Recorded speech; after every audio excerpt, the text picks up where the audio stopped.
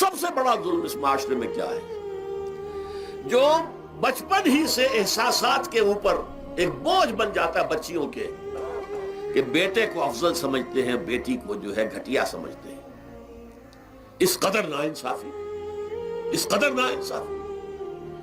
اسی باپ کے نطفے سے بیٹا بھی ہے اور بیٹی بھی ہے، اسی ماں کے رحم میں بیٹے نے بھی پرورش پائی ہے، بیٹی نے بھی پرورش۔ بعضکم من بعض، قرآن کہتا ہے تم سب ایک دوسرے میں سے ہو، کوئی ففضل نہیں، کوئی گھٹیا نہیں۔ اللہ تعالیٰ نے، اللہ کے نبی نے کسی بیٹے کی پرورش پر کوئی اجر و ثواب نہیں بتایا۔ ہاں 2 یا 3 بیٹیوں کو پال پوس کر، تہذیب سکھا کر، پھر ان کی شادی کر کے ان کے گھروں میں پہنچا دیا، جنت کی ضمانت اللہ تعالیٰ دے رہا ہے۔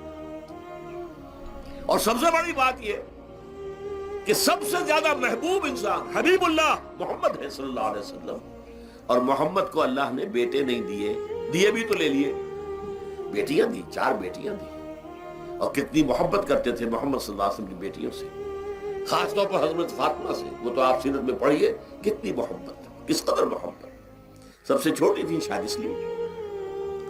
بہرحال پہلی بات تو یہ بچپن ہی سے وہ دعویٰ پڑھنا شروع ہو جاتا ہے بچیوں کے ذہنوں پر کہ ہم کو گھٹیا ہیں، ہمارے بھائی بڑھیا ہیں، ہمارے والدین جو ہیں ان سے زیادہ محبت کرتے ہیں، ہم سے نہیں کرتے۔ پھر شادی میں اکثر و بیشتر لڑکیوں کی مرضی کا کوئی خیال نہیں کیا جاتا۔ یہ ظلم ہے جو ہم کر رہے ہیں۔ لڑکی کی مرضی کے بغیر، اس کے اذن کے بغیر، اس کی اجازت کے بغیر کوئی شادی نہیں ہو سکتی۔ زبردستی وہ بھیڑ بکریاں نہیں ہے کہ جس کے ہاتھ چاہا آپ نے بیچ دیا۔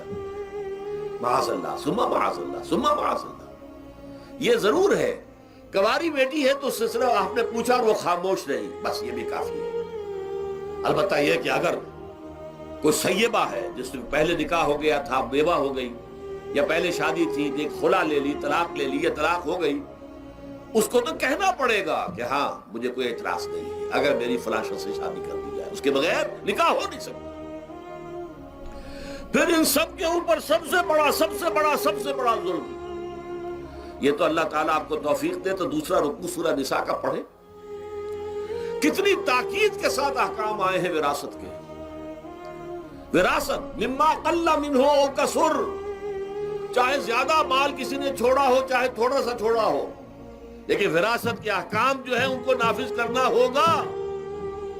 نصیبا مفروضا، یہ اللہ کی طرف سے حصے ہیں جو مقرر کر دیے گئے ہیں۔ لیکن ہمارے معاشرے میں کون ہے جو بیٹیوں کو دینے کو تیار ہو اور بہنوں کو دینے کو تیار ہو؟ دین کی بات پھیلانا صدقہ جاریہ ہے۔ ثواب کی نیت سے ویڈیو کو شیئر ضرور کیجیے۔ جزاک اللہ۔